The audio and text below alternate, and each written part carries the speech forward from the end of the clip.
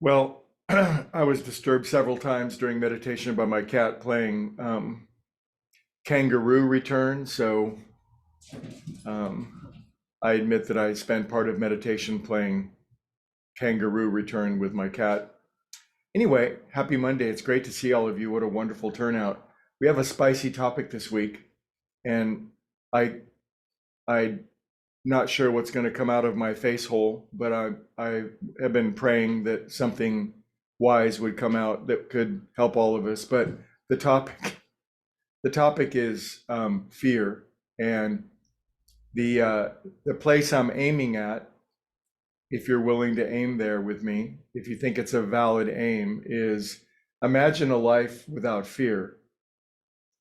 Imagine what that would feel like, a life that had no fear in it. Now, I'm not talking like some sort of mental disability where we couldn't have a healthy response to the potential dangers of living in a practical sense.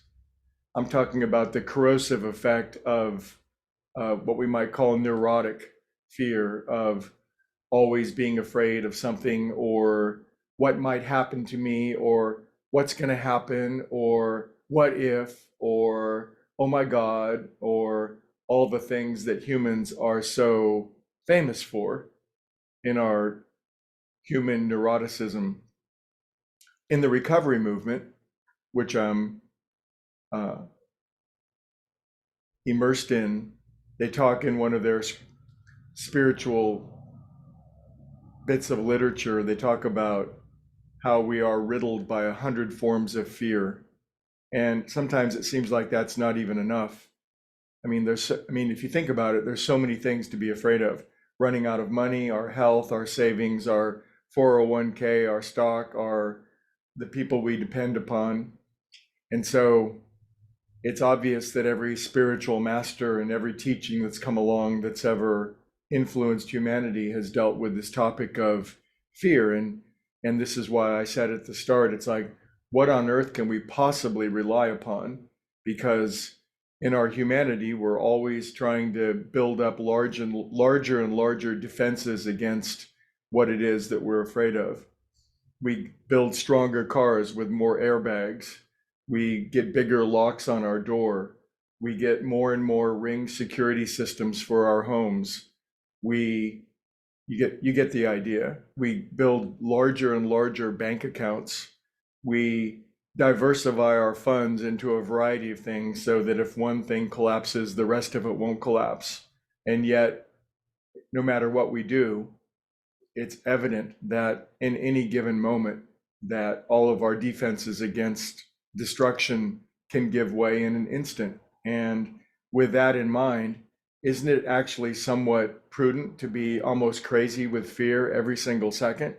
And I guess you could make a case if we were living life on a material basis. But today the topic is an honest, authentic experience of living without fear, not an insane dismissal of what life has to offer or the inability to live life on life's terms, but something inside of us that can match any seeming calamity with a true, genuine, unshakable sense of serenity. So that's where we're headed this week. And what I'm saying, first and foremost, is within us is this capacity to live a life without fear. Now, it has to be drawn out, it has to be cultivated, it has to be strengthened. And of course, every day we'll get an opportunity to exercise whether we live in fear or faith, because we will all have to face the things that scare us, whether it's, whatever the impending thing is. Usually it's not here unless you can actually look down and there's an alligator attached to your leg.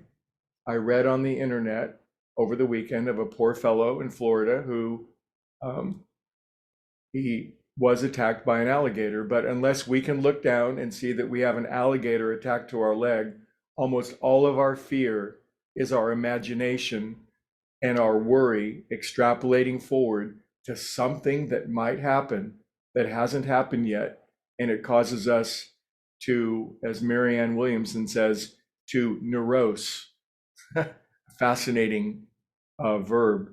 Anyway, inside of us is something that we can cultivate and find and bring to the surface that can once and for all in the history of our own personal soul quell and solve living in fear forever. And we're all headed in that direction.